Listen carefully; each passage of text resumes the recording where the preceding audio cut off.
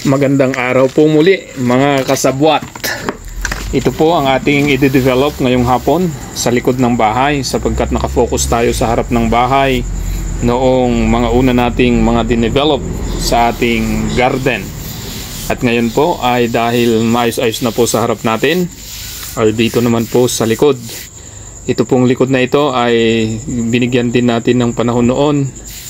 At ngayon ay lalong bibigyan natin ng panahon upang pagandahin ang likod na ito.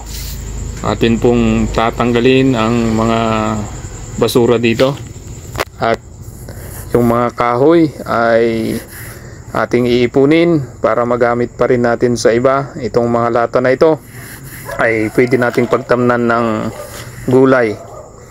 At isipin natin palagi na mabuting linisan natin ang palibot natin, gawing kapaki-pakinabang ang bawat area ng ating bakuran. Kung maluwang-luwang ito, maganda at marami tayong pagtatamnan. Kung medyo maliit ang ating bakuran at nasa city tayo, ay pwede tayong gumamit ng mga plastic bottle at mga recyclable materials para gawin nating garden o pagtamnan ng mga gulay at mga prutas. Pero dito sa amin, sapagkat nakatira po tayo sa probinsya, ay mapalad po tayo at maluwang ang ating bakuran. Mula harap hanggang sa likod ay ilang square meter din po ito. Kaya tayo po ay may pribilehiyo na mag-aalaga ng mga manok, pato, itik at mag-aalaga rin ng ating mga gulay at prutas. Dati po ito ay ginawa nating manukan at itikan, pato, pero nag-adjust nga po tayo dahil gusto natin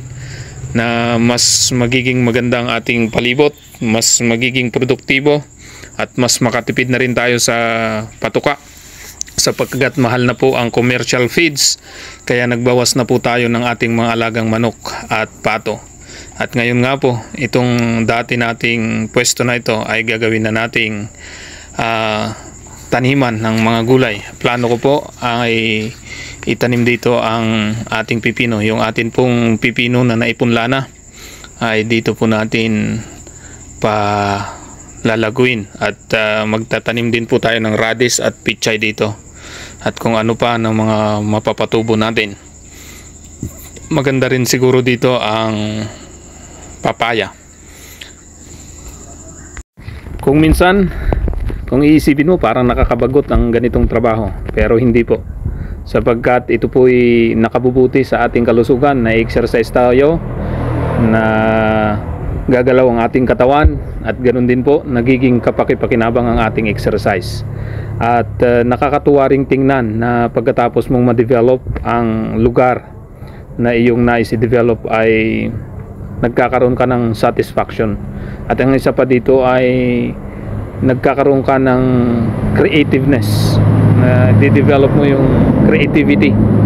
At tunay na kapag ginagawa mo ito, ay minsan parang sabihin mo, upahan ko na lang yung gagawa nito, may pera naman ako, sayang pa yung panahon ko dito. Pero hindi po eh. Ang akin dito ay yung aking exercise, yung panahong mag-isip kung paano mapapabilis ang trabaho at paano mo mapapaganda na ikaw mismo ang nag-cultivate, ay nakakasatisfy.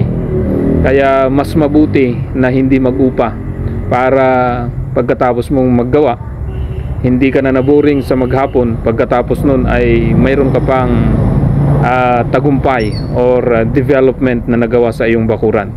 Kaya ini-encourage kita, kung sa panahong ikay bakante, pwede mo namang i-develop kung anong pwedeng i-develop sa iyong bakuran.